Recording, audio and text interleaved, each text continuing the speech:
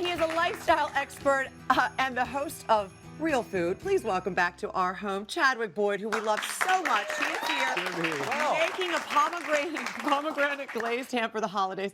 He also is one of Santa's elves, so he's taken his time away to, you know, come here and cook for us, which I really appreciate because I know Santa's waiting for you back in the North Pole. Hey, if you come to my kitchen, this is how we cook here. I'm gonna tell you, you probably are the only guest who's ever been here who can rival our Christmas spirit. You come wearing a hat, and these are actually your mugs. And these, my grandma made these, and we drink hot cocoa out of these every holiday season.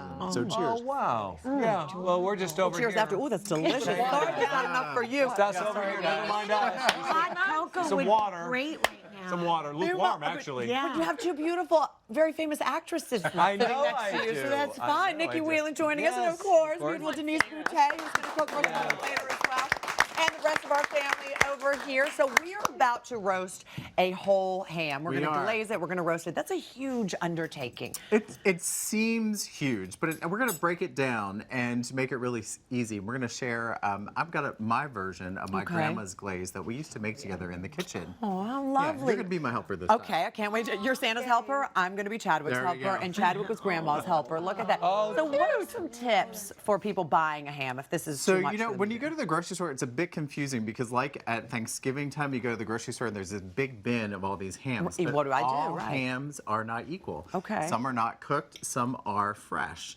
or some are already cooked. And so you want to really read the label, and they're all different weights and sizes.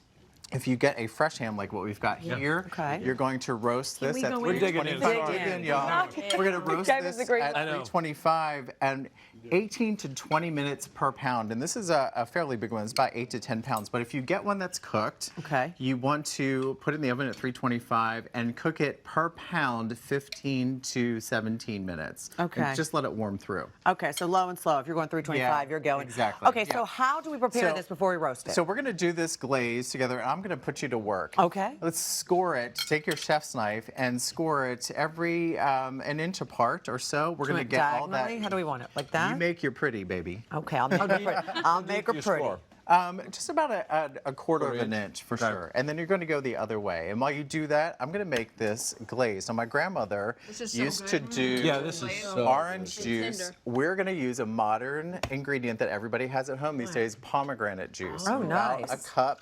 I like to do a cup and a quarter. Got 3/4 of a cup of brown sugar. Okay. That in. And for a little tang, we've got You put tang in grainy, there? grainy mustard. I'm impressed you could find it. I used to do that when I was about 7. And to zip things up, I've got grated fresh ginger, a teaspoon. Now, what if you can't find fresh ginger If in you've your got market? ground ginger, which most people do in your pantry, go ahead and use it. Just do 1/8 of a teaspoon. How's So that you would do scoring a lot going? less. My You're scoring's looking going good, way babe. better than Mark's Raiders. So I've got, Oh, I'm sorry. Did I say that out loud? I thought that was my inside voice. I've got 1/4 of a teaspoon of clove, and we're going to just ground clove.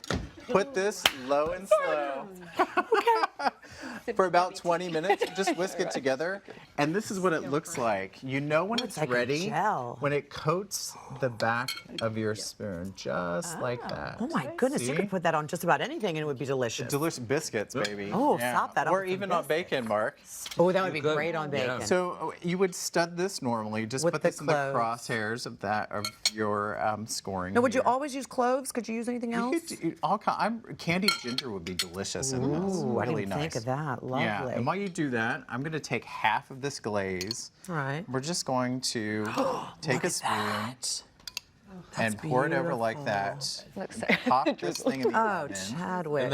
And do you continue to do that as it bakes? Yeah, so my grandmother, that was the one thing I loved to do. She would open the oven and smells you would so just good. smell it. And like every 15 minutes, you would baste it. You want to put water in the bottom of your pan. Why do you do that? To let it steam so it Okay. doesn't dry out. Oh, right. Now, when we bake this in the oven, do we bake it covered or do we leave it uncovered? Keep it like this. Now you want to watch it. If it does start to Okay, burn, so you just put continue some with foil these. over top. I love the smell of And cloves. this is really heavy. Will you open the oven Of for me, course. please? Of course, Santa. I love the There we eating go. the edge part. It's so And crisp. behind you, my dear, Is the finished product. is Wow. Oh, my goodness. look at that. Ooh, that's heavy.